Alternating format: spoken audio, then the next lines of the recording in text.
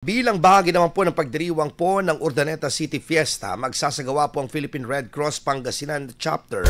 Katuwang po ang iba't ibang mga mall associations ng 5th Inter-Mall Bloodletting Activity 2025 ngayong Huwebes sa Disyembre 4. Ayon po sa anunsyo, gaganapin ang aktibidad mula alas 8 po ng umaga hanggang alas 3 ng hapon sa iba't ibang mga malls sa nasabing lungsod.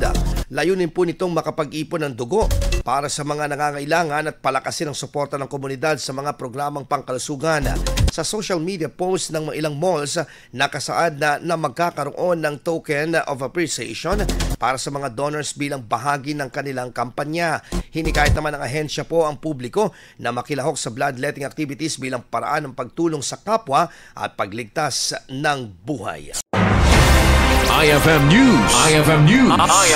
IFM News.